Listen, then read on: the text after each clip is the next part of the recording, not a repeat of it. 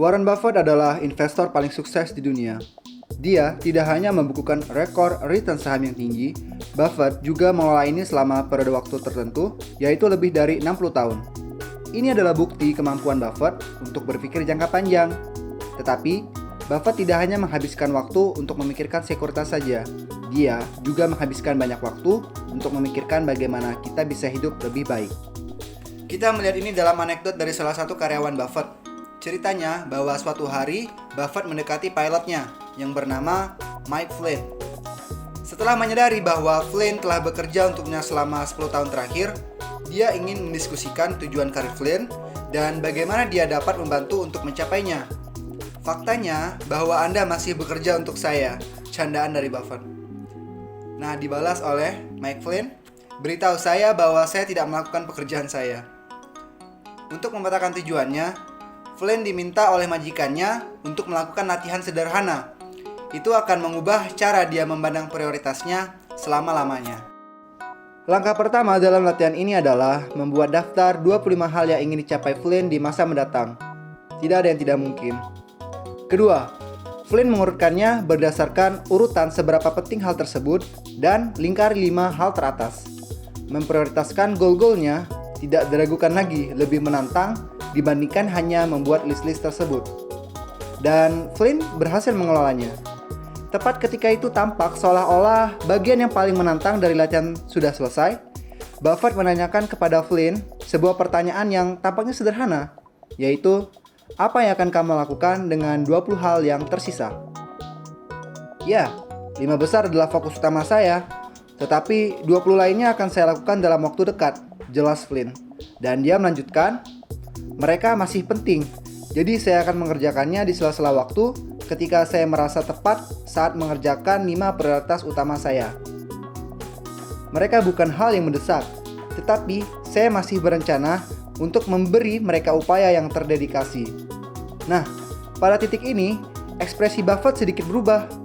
Dia merespon dengan tegas. Tidak, Anda salah. Segala sesuatu yang Anda tidak lingkari hanya membuat Anda tidak fokus. Apapun yang terjadi, hal-hal ini tidak menarik perhatian Anda sampai Anda berhasil dengan 5 top prioritas Anda. Flynn bertanya, apakah sama sekali tidak menghiraukannya? Sambil terheran dan tentu bukan itu yang diharapkan oleh Flynn. Ada lebih banyak persaingan untuk perhatian kita dari hal sebelumnya. Pilihan tidak pernah sebanyak ini dalam sejarah dan tidak mungkin akan dibatasi dalam waktu dekat. Faktanya, pilihan kita kemungkinan hanya akan berkembang saat kita melangkah lebih jauh ke karir kita. Itu adalah alasan utama mengapa kebanyakan dari kita tidak akan pernah mencapai tingkat kompetensi yang dibutuhkan untuk meraup imbalan menjadi seorang superstar. Setiap kali kita mengejar suatu tindakan baru, kita mengeluarkan biaya peluang. Itu memakan waktu dan perhatian kita dari hal-hal yang sebenarnya lebih penting untuk kita. Peluang keberhasilan Anda meningkat ketika Anda mengarahkan fokus Anda terfokus di satu sisi. Anda harus berusaha lebih dan berusaha selama berjam-jam untuk menjadi benar-benar hebat dalam hal itu. Itulah yang disebut Cal Newport sebagai pola pikir pengrajin dalam So Good They Can't Ignore You. Pengrajin sering memulai dari magang untuk menguasai ilmu tersebut dan menghabiskan bertahun-tahun mempelajari dasar-dasarnya. Mereka kemudian menjadi pekerja harian, di mana mereka menambahkan gaya dan selera mereka sendiri untuk menciptakan karya dengan sedikit nuansa. Saat itulah mereka akhirnya mencapai sebuah keahlian atau menjadi master. Mereka tidak terganggu oleh mode terbaru atau melompat dari satu minat ke minat yang lain. Menghabiskan waktu untuk fokus pada satu hal membantu mereka menyelesaikan hal-hal penting. Buffett berbicara tentang aturan 5/25 dalam kaitannya dengan tujuan karir. Tapi saya pikir itu jauh melampaui itu. Kita dapat mencapai hasil yang sama jika kita menerapkannya pada kesehatan, hubungan, dan tujuan pribadi kita. Akibatnya adalah kita terpaksa menjalani hidup yang membosankan tanpa pilihan. Tapi sebenarnya itu tidak benar. Satu-satunya persyaratan aturan 5/25 ini adalah Anda menyelesaikan 5 hal prioritas utama Anda sebelum pindah ke halaman nomor 6 dan seterusnya. Pikirkan semua hal yang Anda ingin lakukan. Mungkin Anda ingin menguasai bahasa lain, memainkan alat musik, mulai bisnis Anda sendiri, berlatih seni bela diri baru, ataupun Anda ingin jalan-jalan keliling dunia.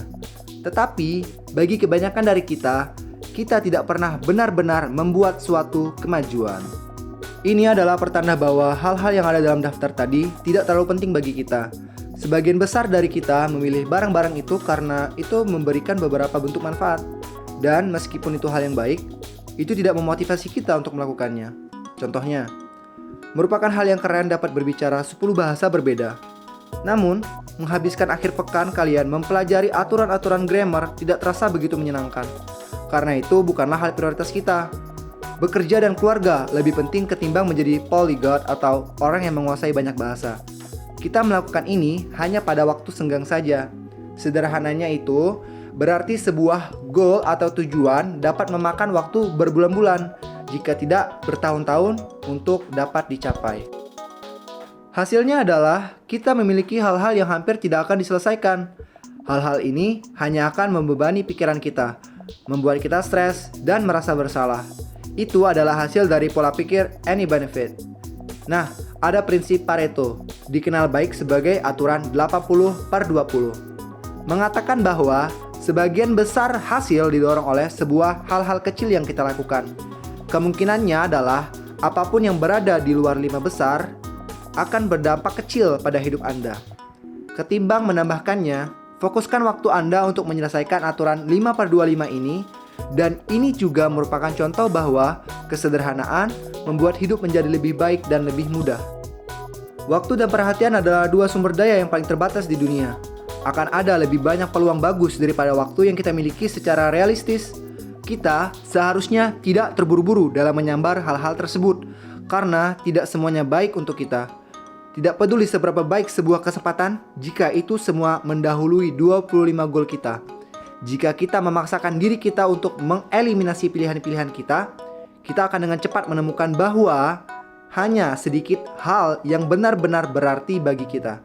Kita akan menjadi lebih baik jika kita mengabaikan gangguan-gangguan yang datang dan fokus mengerjakan dan berusaha lebih untuk hal-hal yang benar-benar berarti bagi kita.